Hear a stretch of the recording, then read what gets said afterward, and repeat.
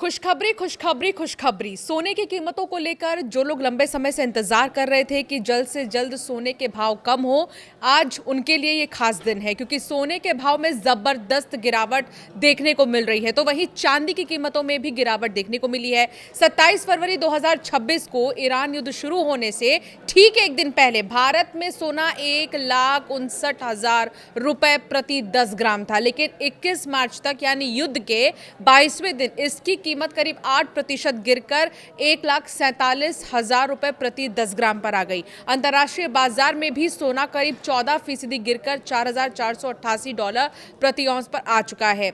ये ट्रेंड थोड़ा अलग है क्योंकि आमतौर पर युद्ध के समय सोने की कीमत बढ़ती है। सोना हमेशा से सुरक्षित निवेश माना जाता है। जब भी युद्ध या अनिश्चितता होती है, लोग सोने में पैसा लगाते हैं जिससे कीमतें बढ़ती हैं। जैसे 1990 के गल्फ वॉर और 2003 के इराक युद्ध के दौरान सोने में अच्छी तेजी आई थी। रूस यूक्रेन युद्ध 2022 की अगर बात करें तो इस समय भी शुरुआत में सोना उछला लेकिन बाद में गिर गया। इस बार सवाल यह है कि आखिर सोने की कीमतों में गिरावट क्यों देखने को मिल रही है, आखिर इसके पीछे क्या वजह है, ये भी आपको बताएंगे। पूरा वीडियो ध्यान से देखिएगा और ये भी आपको बताएंगे किस तारीख को आपके लिए सोना खरीदना अच्छा होगा। जिनकी शादी होने वाली है या जो लंबे समय से इंतजार कर रहे हैं, अपने पैसों को खर्च करना चाहते हैं, गुड इन्वेस्टमेंट्स करना चाहते हैं, कैसे वो कर सकते हैं, ये सब कुछ आपको बताएंगे। लेकिन सबसे पहले तो ये सवाल जो मन में लगातार बरकरार है वो ये कि इस बार सोना युद्ध के बीच गिरा क्यों है। तो इस बार सोने के गिरने के पीछे 4 बड़ी वजह है। पहला तो मजबूत डॉलर।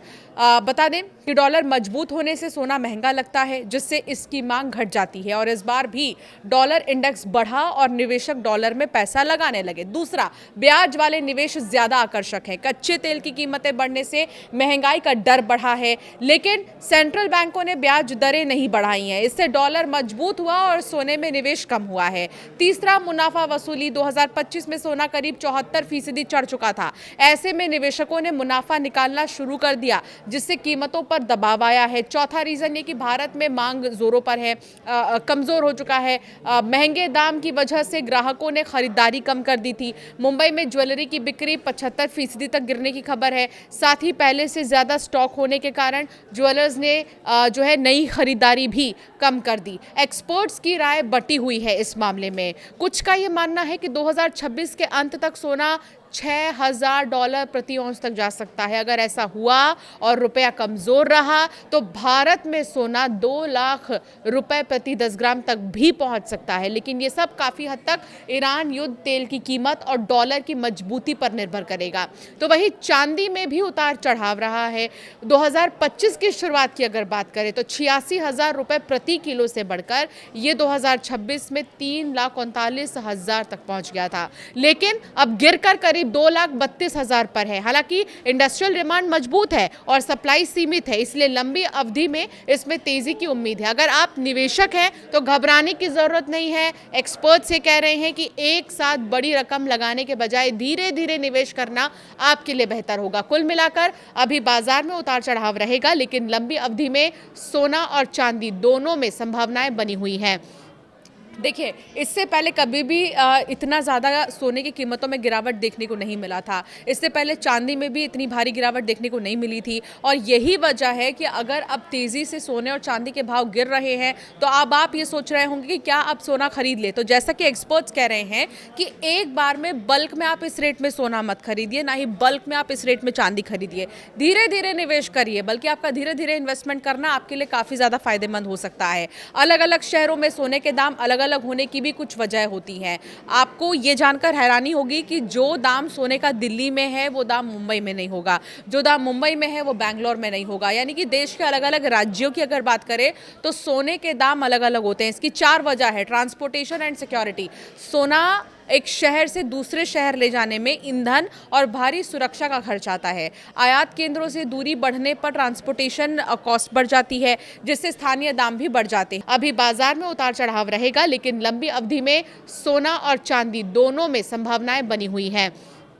देखिए, इससे पहले कभी भी इतना ज़्यादा सोने की कीमतों में गिरावट देखने को नहीं मिला था। इससे पहले चाँदी में भी इतनी भारी गिरावट देखने को नहीं मिली थी और यही वजह है कि अगर अब तेज़ी से सोने और चाँदी के भाव गिर रहे हैं, तो अब आप ये सोच रहे होंगे कि क्या अब सोना खरीद लें? तो जैसा कि एक्सपर्ट्स कह रहे हैं कि एक बार में बल्क में आप इस रेट में सोना मत खरीदिए, ना ही बल्क में आप इस रेट में चाँदी खरीदिए। धीरे-धीरे निवेश करिए, बल्कि आपका धीरे-धीरे इन्वेस्टमेंट करना आपके लिए काफ़ी ज़्यादा फ़ायदेमंद हो सकता है। दूसरा, खरीदारी की मात्रा। दक्षिण भारत जैसे इलाकों में खपत ज़्यादा, करीब 40% होने के कारण ज्वेलर्स भारी मात्रा में सोना खरीदते हैं। इससे मिलने वाली छूट का फायदा ग्राहकों को कम दाम के रूप में मिलता है। यानी कि अगर आप साउथ से अगर सोना खरीद रहे हैं ना, तो वो ज़्यादा महंगा होगा, जबकि आप कंपैरेटिवली नॉर्थ में अगर आप सोना खरीदते हैं तो वो थोड़ा कम रहेगा। लोकल ज्वेलरी एसोसिएशन भी एक बड़ी वजह है। हर राज्य और शहर के अपने ज्वेलरी एसोसिएशन है। जैसे तमिलनाडु में मद्रास ज्वेलरी एसोसिएशन होते हैं। ये संगठन स्थानीय मांग और सप्लाई के आधार पर अपने इलाके के लिए सोने का रेट जो है वो तय कर देते हैं।